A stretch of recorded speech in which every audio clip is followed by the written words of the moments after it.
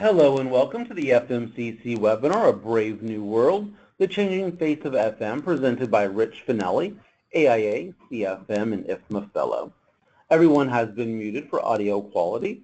If you do have any questions during this presentation, feel free and type them into the question box, and we'll go over them during the Q&A portion at the end of the webinar. This webinar is being recorded, and a copy will be posted to the FMCC website at a later date at fmcc.ifma.org. Also, if you'd like a PDF copy of the PowerPoint, one is available now in the control panel under Handouts. So you can simply go there and download it now and follow along if you like. The FMCC just likes to make everyone aware of their vision and mission statement. And the FMCC also provides many services to the FM community, such as Ask the Expert, Find a Consultant, Locate a Speaker, and online educational resources. You may find more information at their website, fmcc.ifma.org. And as always, the FMCC does like to thank their sponsors. And the reason we're all here today, other than to hear Rich, of course, is for World FM Day, which we've actually kind of made into World FM Week, gathering people from around the world to celebrate the industry from a global perspective. And to honor that, the FMCC has put together a multi-day virtual conference with over 30 sessions. So we're excited for that. And if you have not looked over the full list, you can see it on their website and see what other sessions you'd like to attend. Here's a quick look at some of the speakers that have spoken and are still to speak over the course of the next few days. And now it's my pleasure to introduce our speaker today, my friend Rich Fanelli. He's a licensed architect who has been designing commercial office facilities since 1977 and serves as president of Fanelli McLean, a commercial interior planning and design firm, which he founded in 1985. He's also served IFMA in many capacities, such as president of the Capital Chapter and president of this council, the FMCC, and he's also served on the IFMA Board of Directors. He has been an IFMA instructor since 1993 and is an instructor at George Mason University FM Certificate Program since 1995. Rich also is a thesis advisor for the FM graduate program at Catholic University in Washington, D.C. At this time, I'm going to go ahead and turn it over to Rich. Rich, the floor is yours. Great. Thank you so much, Josh. I'm happy to be speaking to all of you this morning. And I thought I would do this presentation, which was done 2 weeks ago, which I presented 2 weeks ago in Auckland, New Zealand, at the FMANZ conference, which is the New Zealand Facility Management Conference. This presentation was put together by me to sort of give my experience and my perspective working with facility managers over the last 40 years, and to take a look at where the profession might be going. Based on everything that's happening today, based on everything that I feel is going to be happening tomorrow. And one of the courses that I teach at George Mason University in the Facility Management Certificate Program is Current Trends and Future Issues in Facilities Management. So that sort of forces me to keep up on FM trends. So a lot of the material that inspired this presentation came from a number of sources, including the fairly recent update on the IFMA trend study that came out, I believe it was November, December of 2016, as well as a number of studies that have been done by CBRE and various groups, as well as my own observations. So anyway, the learning objectives here is to understand the skill sets that FMs need to address to remain competitive in their field, to understand the challenges to the FM profession as the complexities of the field increase, and 3, to understand how FMs will need to mentor the next generation of FMs to keep the profession healthy. Next slide. So, I've had a unique perspective working with facility managers over the last 40 years. 40 years ago when I started in this profession, FM was a fairly new field in terms of a new definition. And certainly, as IFMA developed and chapters of IFMA developed and certifications, came on board, FM became a maturing industry. But the industry is still morphing, and where a lot of industries are becoming more specialized, in some respects, the FM industry is becoming broader and becoming more diverse. And because of that, and that's because of the complexity of all the issues that facility managers deal with. Now, I just mentioned about specialization. Sure, facility managers, tend to be a jack of all trades and a master of some. And that's across the board. I don't know of any facility manager that is a specialist in all of the core competencies of facilities management. But where I see the profession going is that facility managers need to be even more of a generalist, where they are developing their network, where they're developing their expertise in selected areas that they tend to deal with more often than not. But one of the questions that I asked the attendees at this New Zealand conference was, how many people here actually have a degree in FM? And out of the, I think it was about 50 people that were sitting in the audience, I probably saw about 3 or 4 hands, be raised when I asked that question. And, we've all heard the term of intentional FM or accidental FM. Well, I think what you're going to see in the future, you're going to see more intentional FMs. You're going to see more and more young people graduating with FM degrees. Some of them may go on to get master's degrees. As Josh had mentioned, I just started working in the master's program at Catholic University, which ultimately it gives you a master's degree in facility management, and it's under the architecture department right now. And in that case, a lot of architecture students are starting to really question, do I want to be an architect, or do I want to work in a related field? When they start looking at salaries of graduate architects versus salaries of facility managers, they realize that, hey, being a facility manager actually pays better than being a young new architect. So there's a lot of attractions, for the facility management industry. And for those of you that have gone to World Workplace over the last several years, you know that there's been a lot of discussions about where the profession's going and the demographics related to the profession and how many people are retiring in facilities management. So it really, and I'll talk a little bit more about this in a couple of slides, but the people coming out of these programs, we're going to see more and more young people coming out of these FM programs. They're going to be very technology savvy. And that's the wonderful thing about young people today, and I've been seeing this for the last 20 years, where the new college graduates who are very technology savvy, they mentor us older folks when it comes to the technology side.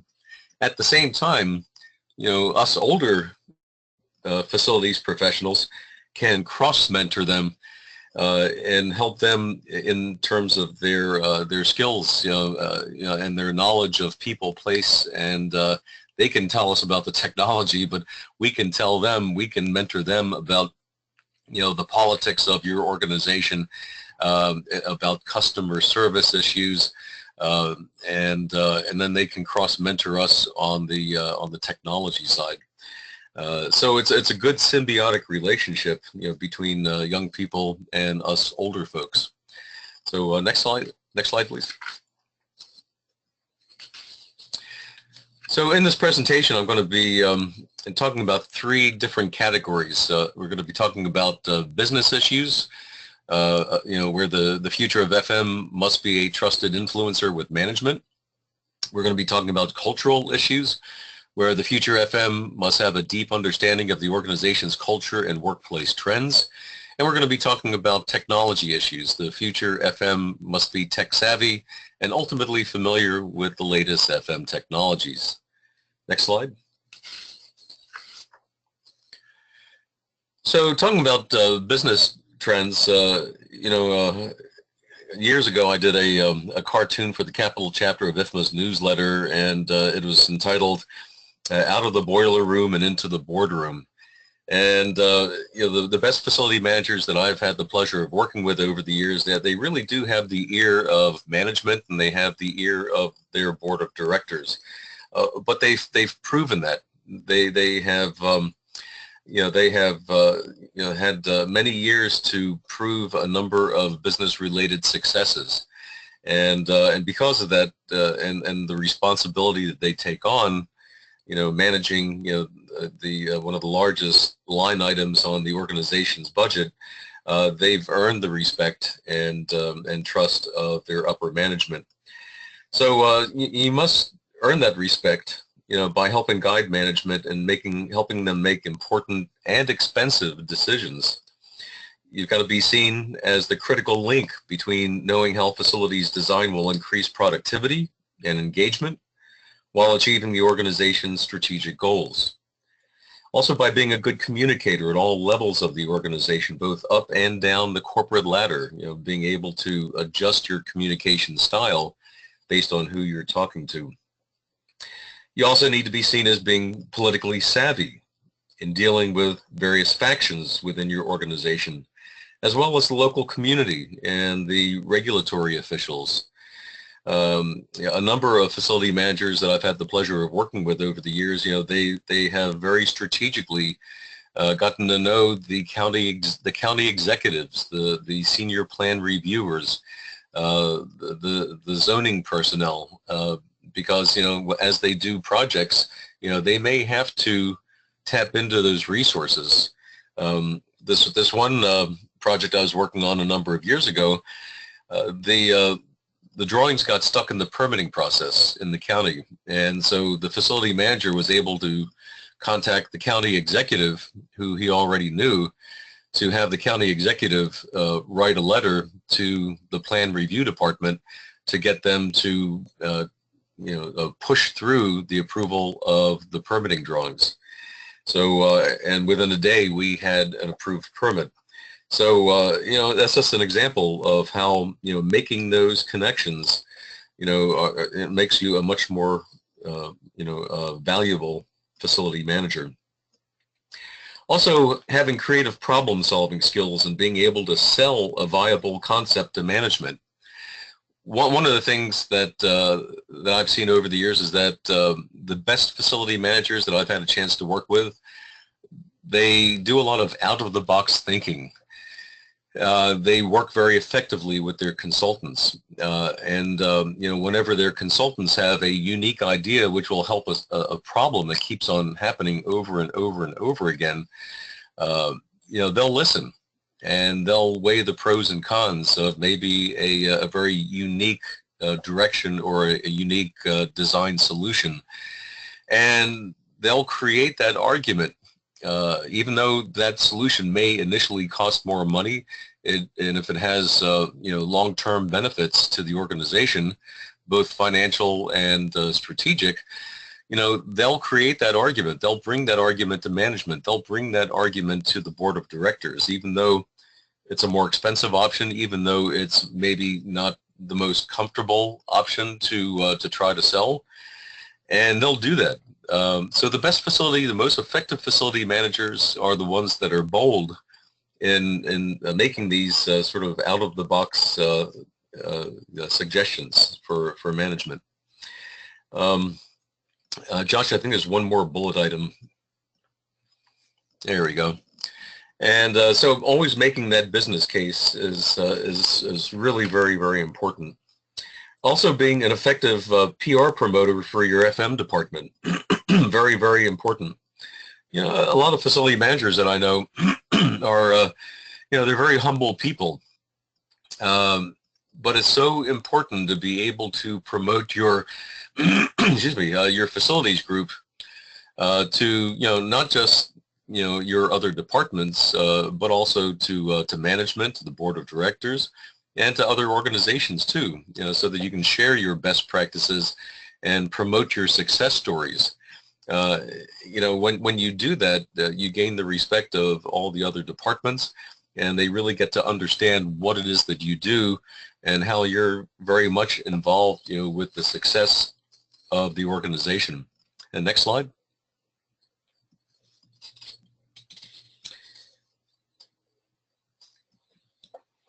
So as I mentioned before, as you're building your FM reputation and building your value proposition within the organization, look for those small incremental wins and the metrics that come along with them that contribute to your organization's bottom line. Yeah, they could be operational savings or cost avoidance. They could be working with your purchasing department to negotiate corporate buying discounts on furniture. They could be energy reductions through incremental upgrades to mechanical systems in the building envelope. They could be, the result of good design that ultimately increases worker productivity through, just really understanding workflow and, how people work and aligning, new standards with that, and taking a look at productivity and how facilities design can advance and optimize productivity. Also, understanding the latest trends and best practices in designs and amenities to keep your organization competitive in attracting and retaining talent. That's a big issue these days, attracting and retaining talent and finding those talented millennials, for future hires. Well, if those talented millennials are looking at 3 different organizations and, your organization has the coolest space, that may give you a leg up in attracting and retaining, that talent. Work with your HR department to track improvements based on facilities initiatives through surveys and operational results for such items as employee satisfaction. Again, that becomes a metric, something that you can measure. One of the things I always like to recommend is do a pre and post occupancy survey where you ask a specific set of questions prior to people moving about their current space, and then after they've moved and they've settled in and the dust has settled, you ask those same questions again about their new workspace, and then you compare the answers between the old workspace and the new workspace, and then all of a sudden, you've got some metrics that you can use to promote the success of a project. Ultimately, good design and healthy design can result in a reduction of absenteeism. Again, something else that HR can help you measure, as well as possibly an increase in the efficiencies and productivity and output of personnel. Whatever those metrics are that you can use in your organization to measure productivity, identify what those are, and see if you can work that into a post-occupancy survey, a pre and post-occupancy survey. That's a very hard thing for a lot of organizations to do, but and then also help your organization to be nimble. In this day and age, a lot of organizations have to be able to turn on a dime in order to prepare their facility for a major corporate initiative. Whether it's an expansion, a relocation, a renovation, and then having standards that help the organization to be nimble. A number of years ago, one of my clients was saying that a lot of their end users were complaining about how long it was taking to do a renovation project in their facility, and they really wanted to have a faster turnaround for renovations. So when the opportunity came up for a brand new 50,000 square foot building addition for this association, I recommended incorporating flexible construction standards, which included a 3-inch, well, we actually recessed the slab by 3 inches, and we put in a shallow raised floor with plug and play power and communication with carpet tiles that didn't require any adhesive. It was a posi-lock system by Shaw that plugged right into the shallow raised floor panels. Again, all the power and communications was modular underneath the floor. All of the walls were demountable partitions. We didn't have to have any power and communications in the wall since it was all on the floor. We even had flexible connections with the sprinklers. So it was very, very quick, for them to make changes literally over a weekend without even a building permit, as long as you weren't changing the egress paths. And their end users were just amazed, that what used to take weeks to do was done over a weekend.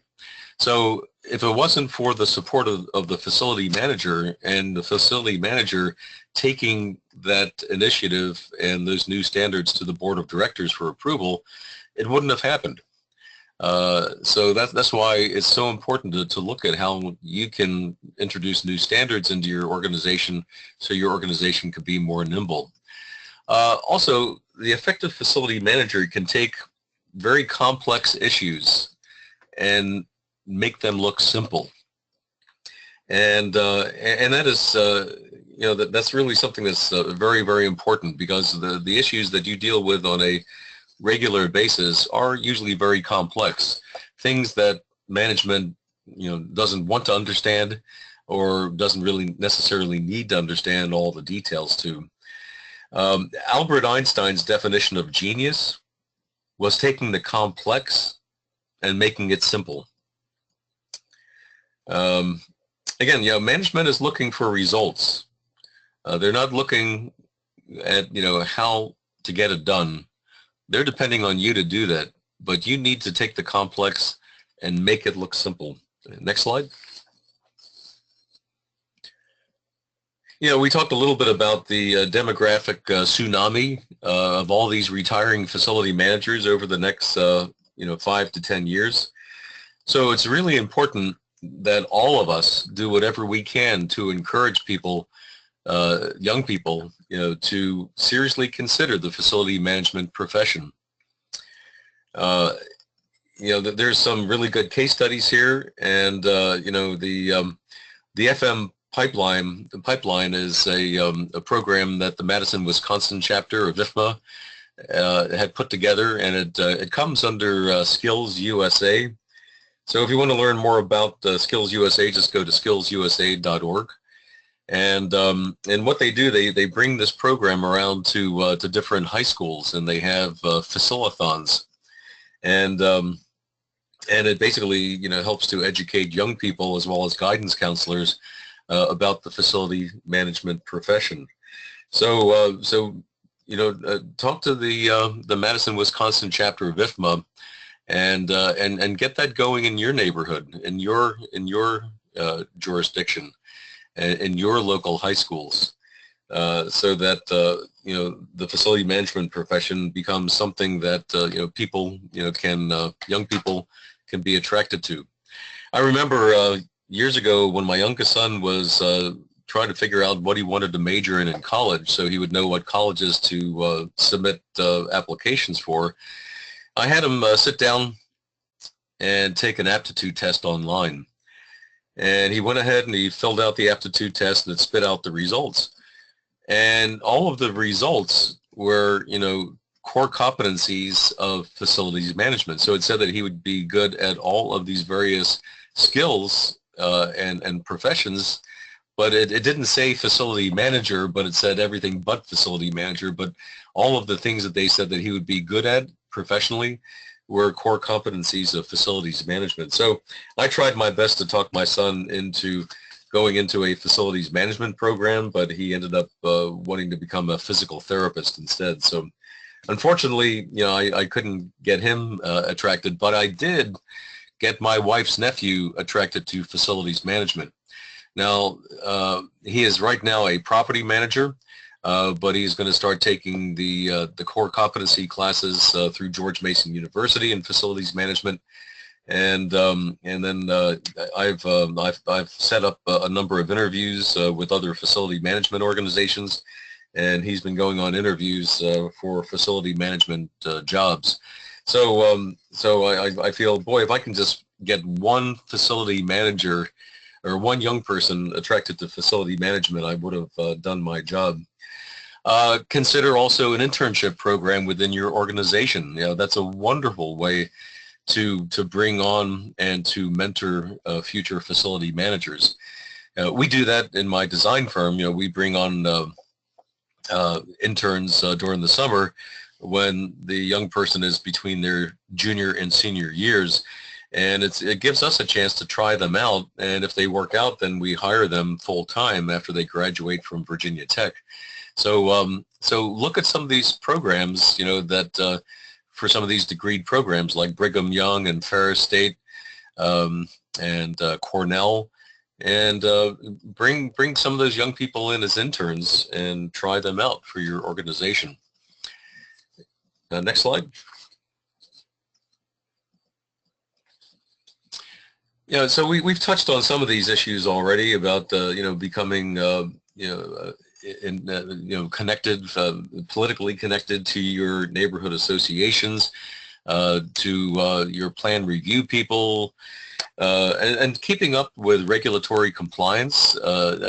Just don't depend just strictly on your architects and engineers to be familiar with that, but you should become familiar with it too as a facility manager.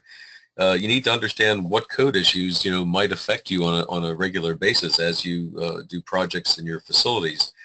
Get to know the plan review people. Get to know the neighborhood associations that may surround your building or your complex if you are in a residential area. It will really come in handy later on, should you ever need to get community support for an upcoming project. I've seen that when it comes to facilities being in residentially zoned neighborhoods. Even putting in a generator, in the back of your building, with a noise abatement treatment. So you never know when you have to deal with your neighbors. And when it comes to the permitting process, get to know your plan reviewers. I am frequently meeting with the fire marshal and my client, my FM client, the plan reviewers, and my FM client, to try to get favorable interpretations to building codes. And it's just very helpful to be able to know, what the latest interpretations are, and to explain your side of the argument. Okay, next slide.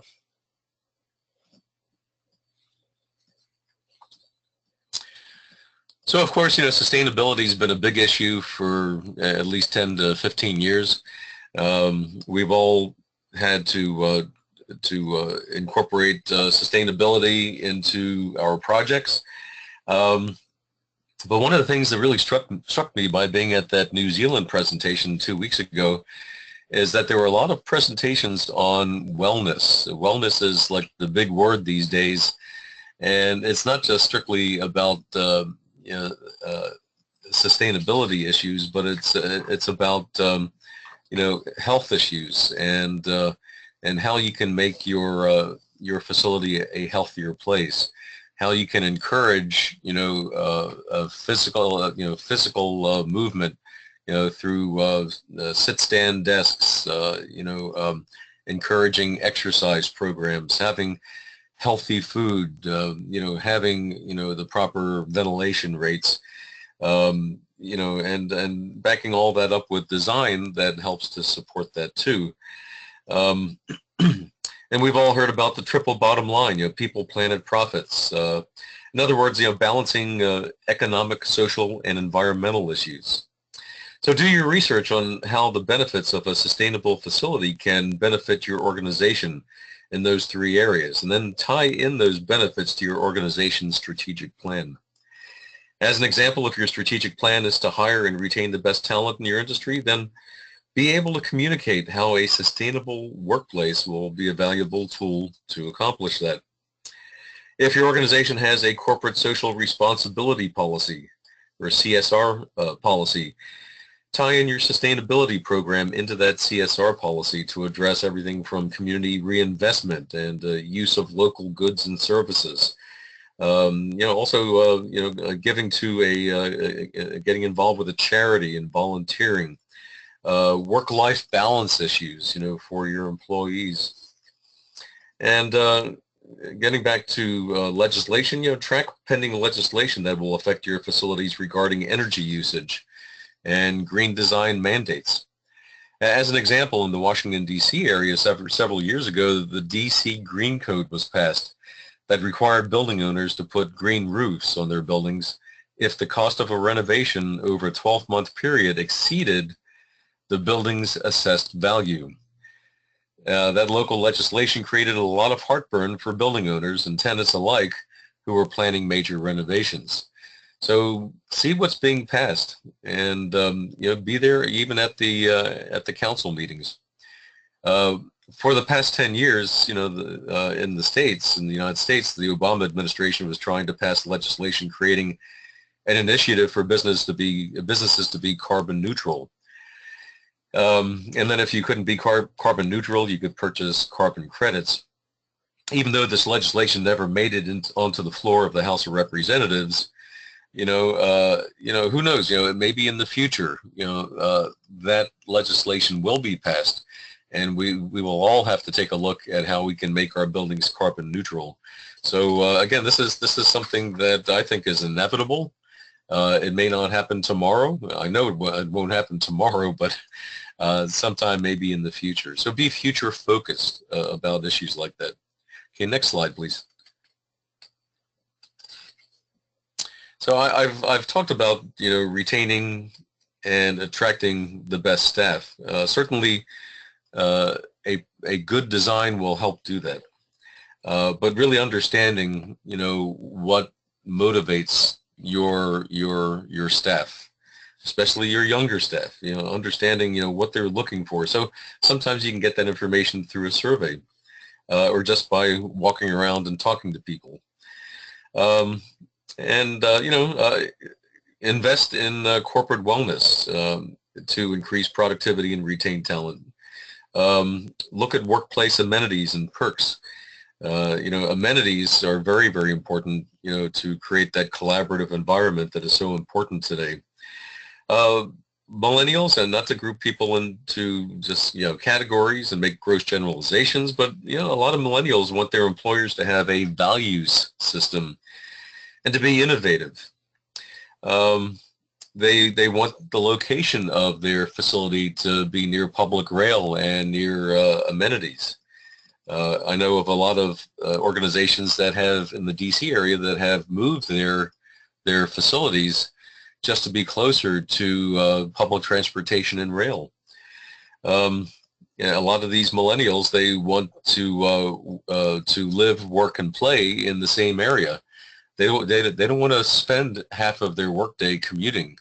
They really do value, a good work-life balance. And then, that big issue of engagement, and the fact that, as an average, 40% of all workers are not engaged, and, how that can harm your organization. Well, there's been a lot written on engagement, and, how can you get your staff to be better engaged, so that they become more productive and you lower that turnover. Well, certainly having an authentic workplace where the organization lives their mission and values is important. Certainly giving them meaningful work, and living the mission and values of the organization, supporting collaborative work, having a family type of environment, and even that can be done, with large organizations if you can break your large organization into sort of family pods. Social activities with coworkers outside the office being encouraged. Training and skill building, advancing their careers, advancing opportunities within the organization, profit sharing, work-life balance issue, flexible schedules, mobility, as part of maybe a telework and hoteling program. So, all of these issues are very important to young people. Even having like fitness amenities, within your space. Also having a workplace that has character and atmosphere, where you have maybe a variety of lighting, where you incorporate texture, you incorporate plants, you incorporate some of the outdoors, indoors, having a variety of materials. having interesting graphics and wayfinding. All of these things help to create an atmosphere that's stimulating and interesting to work in. Next slide, please.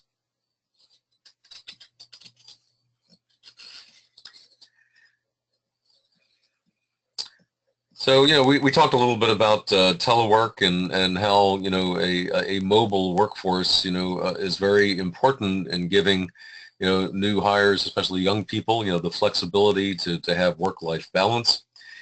And, more and more organizations are really ramping up their telework program to not just reduce their real estate, but also to create that work-life balance for their young workers.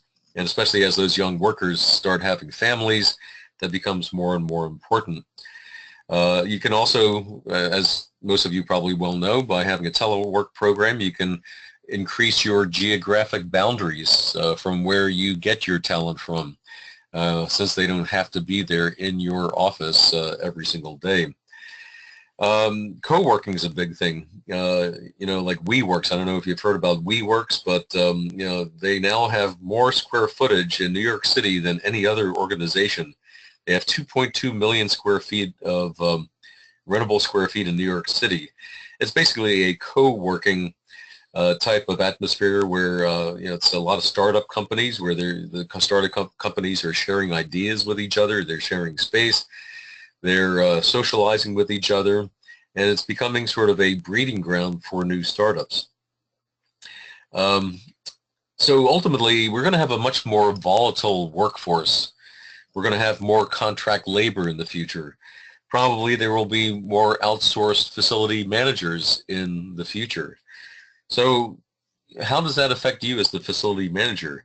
Well, you're going to have to be able to work very effectively with human resources and IT in being able to have the right mix of space for that more volatile contract workforce, to be able to accommodate people on an as-needed basis. By 2020, it is predicted that 40% of the workforce will be contingent or contract labor. This shared workforce or free agent workforce won't have any loyalties for their temporary employer, because it'll minimize fixed labor costs and expand available labor pool. They may work fewer hours. They may not have any benefits, and there may not be any separation costs. HR will be critical in finding the right temporary labor when it comes to when and where it is needed. Facility managers will have to provide the right mix of space, for this contingent workforce. And more companies are outsourcing non-core business functions to consultants in order, for the organization to be more flexible and nimble, and to be able to shed people as needed. So the question is, are consultants going to be treated the same as full-time employees, or are they going to be treated as second-class citizens with different space standards? Are they going to be integrated into the overall workforce and meld into the culture of the organization? I know a number of facility management groups where most of their facility managers are outsourced. And when you look around, it looks like they are full-time employees, even though they've been there for many years. And even when they change vendors, for facility management outsourcing, those same employees come along with them to the new FM outsourcing service. So, there's different models, and you have to sort of take a look at those different models. Next slide, please.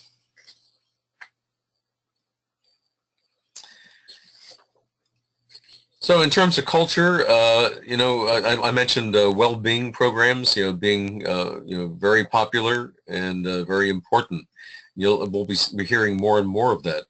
So FMs will be driving initiatives to make their workplaces healthier, through creating facilities that support wellness or well-being programs. Some of the features of well-being program may include, the workplace as an initiator and supporter of a healthy lifestyle, allowing time for and encouraging exercise, whether it's yoga classes, Pilates classes, exercise challenges and incentives, providing healthy food options in your pantry or cafeteria, health education classes, sit-stand desks, computer lifts, so that people don't have to sit down all day long.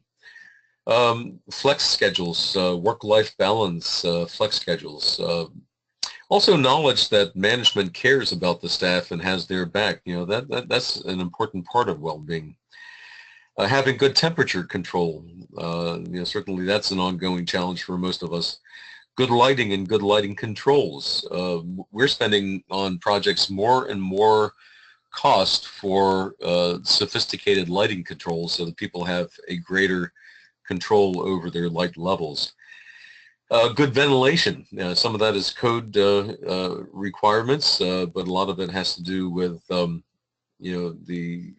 actual feel of good ventilation, and making sure that you have the proper ventilation in the proper areas, especially in conference rooms. Also having control over your own work environment. That's very important with a lot of people, so that they can maybe accessorize their work environment if that's an option. Having control over noise and distraction, very important. Access to window views and daylight, again, very important. Encouraging the use of communicating stairs versus using elevators all the time. So ultimately, with a wellness program, you should see results or improvements in reduced absenteeism, again, attracting and retaining talent, more engagement of staff, more productive staff, and ultimately more loyalty and dedication to management. Okay, next slide. We've all been hearing a lot about change management over the last several years. Well, the effective FM will be a bold change agent in proactively innovative initiatives within their organization. Some of these issues might be things like updating facility, space, and furniture standards to reflect your organization's current and future needs, as well as to support new proposed work styles. Suggesting new construction standards to shorten the time required to implement facilities changes. And we had talked about that earlier. To create collaborative work environments and to encourage people to use collaborative work environments. Being proactive and being an integral team member in implementing successful telework and hoteling strategies. Researching and providing facilities case studies as a model or a template. And certainly there's been a lot written and published through IFMA about successful telework and hoteling programs. Attending FM Association tours of recently completed projects to see what other organizations are doing and when it comes to innovative solutions. Developing your FM network to share best practices with other enlightened FMs. Okay, next slide, please. And then lastly, when it comes to technology issues, certainly keeping up with technology trends, very, very important. Know what technologies are out there and what might help you solve facilities issues. To run your buildings more effectively, more efficiently, increase your department's effectiveness and responsiveness. Have the proper FM technology tools to help management with data-driven decisions. You won't need a PhD in psychology to understand human behavior, but more and more of the facility manager's time will be related to human behavior and really understanding human behavior. And who knows, there will be probably more and more apps that will help guide you through that process to really understand the impact of facilities design on human behavior. Your automated building systems will be a vital tool for collecting information on how your occupants are using space. A client of mine recently used data from their security system to analyze how often their occupants use their dedicated office space in order to determine who would be a good candidate for a proposed telework program. So, so technologies are getting more and more complex and creating reports that could be used for a variety of different analysis. Having the time and the training budget for new technologies will be critical to supporting new technology initiatives. Don't let software sit on the shelf gathering dust. It's very expensive. People need to be trained and people need to use it. So it's just like anything else. If you don't use it, it's not going to work for you. In the near future, many FMs will be using BIM programs to interface with their architects, engineers, and general contractors to implement projects. So they'll be doing their projects in 3D, and they'll be accessing information that is embedded into that 3D model, when it comes to maintenance schedules, operations and maintenance schedules, manuals, warranty information, material takeoffs, material specs. And all of this will speed up the whole design and documentation and construction processes. So be trained in the newest Revit software. Revit is what we use, and it's pretty much an industry standard software for 3D BIM. But I think you'll see facility managers using BIM Lite or Revit Lite and interfacing with their A&E teams and construction teams. FMs will continue to use more sophisticated sensors to control lighting, daylight harvesting, occupancy sensors, temperature controls for unoccupied space for energy savings. So sensors are going to become more and more important. So when you go to trade shows, go to those booths that deal with sensors. FMs will be embracing the Internet of Things so that technologies can communicate between themselves. Sort of like Hal in the movie 2001: A Space Odyssey. Hopefully your building technologies won't take over your building, though. I'm seeing more and more FM departments using drones. When I was getting a tour of Christ Church last week, they were saying inside of a lot of the large churches that had structural damage due to their 2011 earthquake, that they've been using drones to analyze the structural damage on the insides of buildings and churches because people are not allowed into the interior of those buildings. So drones could be used for the analysis of the outside of your buildings as well as the inside of your buildings in areas where you can't easily get to. The use of smart self-regulating materials such as exterior glazing that changes as the sun moves around the building. In the future, we'll see solar skins, we'll see solar shingles. So there's going to be lots of options. There's already lots of options for smaller wind turbines that could be mounted on the top of your buildings. 3D printing is going to be another big one, where you're going to be able to print out your own replacement parts. So for those things that you typically need to replace on a regular basis, you'll get the the 3D model, and you'll be able to print the pieces out in-house. Certainly, over the last 10 years, we've seen cloud-based servers replacing in-house data centers, and very few of my clients anymore have large in-house data centers. It's all being outsourced to the cloud.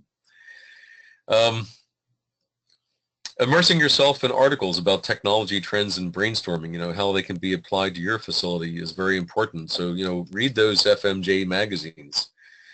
Read about industry trends in your organization and be able to anticipate how your organization can remain competitive and how your facilities can help support strategic initiatives. And next slide, please.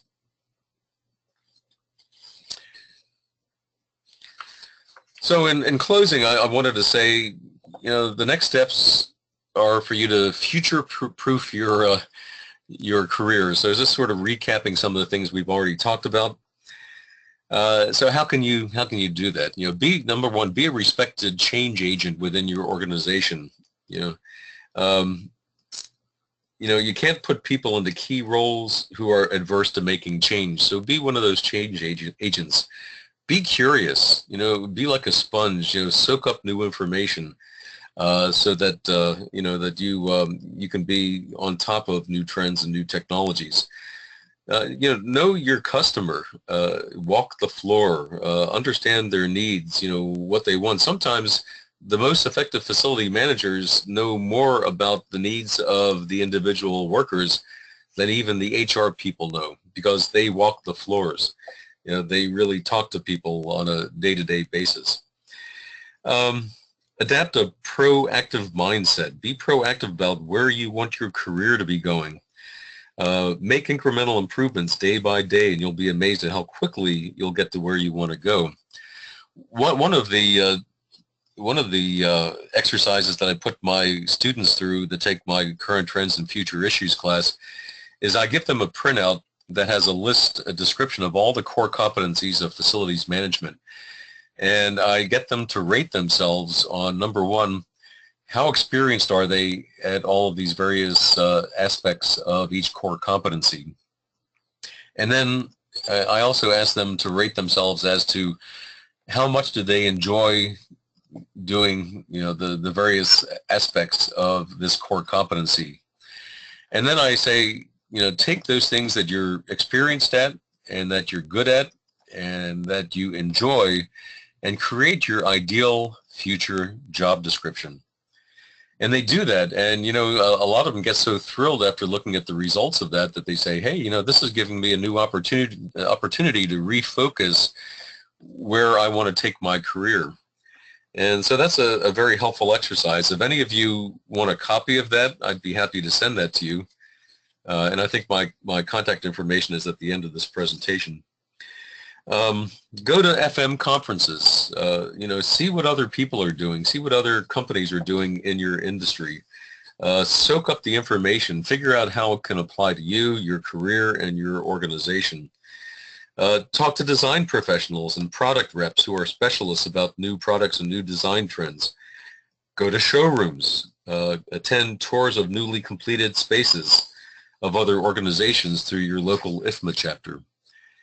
Understand your organization's strategy and create a proactive plan to support the strategy through FM initiatives. Do your research and do your number crunching, and then go sell that strategy to upper management. But you may need to tap into some of your expert consultants to help you build that argument. Create a mentorship program, as I mentioned before, for future FM professionals in your organization as well as in your professional and local community. Be visible and contribute to your profession through speaking, teaching, writing, or volunteering. Very, very important. Some of the most effective facility managers that I know have gone on to teach, now locally in the George Mason Facility Management Certificate Program, and to mentor other facility managers as they become more and more senior in their career. Very, very important. Go outside your comfort zone. Be a bold change agent for your organization. Help your organization to think outside of their own box, their own facilities box, at new possibilities, and help to create that new vision of what your facility could be. And lastly, be your own PR agent. Nobody's going to do it for you. You've got to do it yourself. Publicize your project successes, through relevant case studies, and you'll be amazed at how that will advance your career, how it will advance your standing within your own organization. So that was basically the presentation. So next slide, Josh. And next slide. So if you want that evaluation process or evaluation sheet, just shoot me an email at rfanelli@fmstudios.com, and I'll shoot that over to you. And I also have something else I could give you too, which is qualities of a great project manager. So I can add that in with it. So any comments or questions? Yes.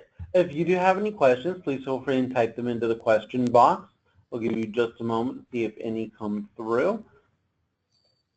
I'll be happy to present them to Rich. While we're waiting to see if any come through, I do want to let everyone know that we do still have a full slate of upcoming webinars. The next one will be Andrea Sanchez here in IFMA, and then also coaching, developing FM professionals and teams, and improving energy efficiency in the city of DC, a smart city case study.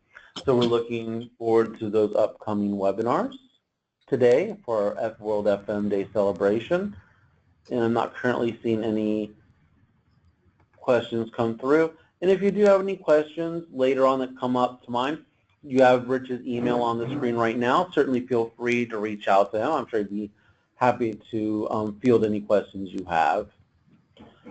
So in conclusion, I do want to remind everyone that the FMCC does currently have a great app that's available on both for iPhones and Android. So you can download that at Google Play or iTunes.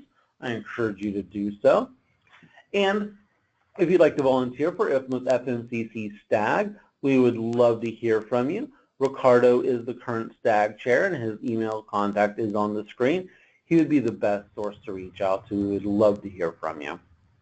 As always, the FMCC does like to make everyone aware of the other councils and communities that are out there under the IFMA family, and that are a great resource for these various fields of facility management. Again, thank you, Rich, for a great webinar. I thank you for taking the time to do this for us. It was very informative. And I want to thank everyone. And I want to thank everyone for joining us. Have a great rest of your World FM week. Bye-bye.